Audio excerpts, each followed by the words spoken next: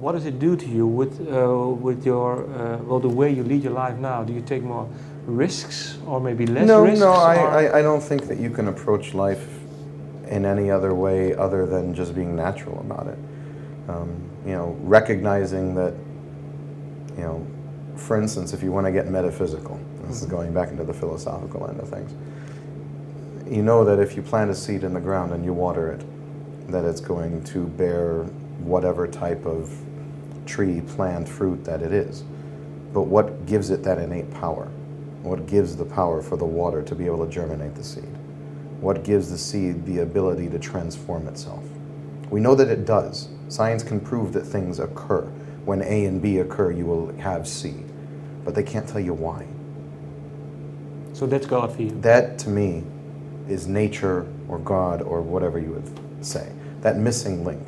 There's also a concept of the first mover as a popular philosophical notion of that everything in life is simply items or atoms that are set in motion.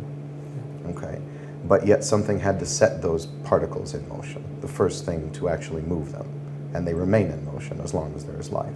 Yeah. Did you talk about these subjects with your grandfather? Because he was a Holocaust survivor. What did this do to his notion of God? I didn't actually have these kind of conversations with my mother's father. No. He was a rather simple man. He really didn't get into conversations like that. It could be because he was a Holocaust survivor. Well, sometimes what does it do to people? Well, their notion of God to Well, it's very easy to assume that there is no God when your entire family is wiped out of existence. Yeah. Which my mother's side of the family was. Both my grandmother and my grandfather on my mother's side, my grandfather's passed unfortunately, but were Holocaust survivors. My grandmother still has the tattoo on her arm.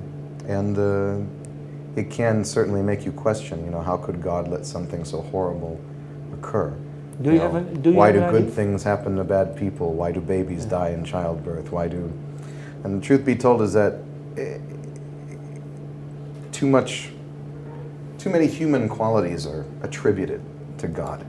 And I think that that's people's problem. That yes, you know, if you go according to what theology teaches you that we're made in the likeness of, which is kind of, you know, a little foolish and a little cocky of us to imagine so to begin with. The very definition of something being a God is that it transcends everything we know. It is a being which is, you know, has no limits, has no bound, omnipotent, omniscient. And so, therefore, it would have a concept that transcends time, that transcends matter, that transcends anything which we can sense or feel. So to truly understand how one action could affect the entire world, we can't. We don't have that type of perception. We don't have that type of understanding. Yeah. And the method may be hidden from us and may be forever hidden from us because we don't have that perception. That's something that only a omnipotent, omniscient being would really be able to comprehend or understand. But do you think it will happen? Ever? Do I think what will happen? To understand, that... I doubt it. I don't think that certain things are within human understanding. I think that certain aspects of metaphysics, certain aspects of the reasons why things occur are sometimes beyond our reach.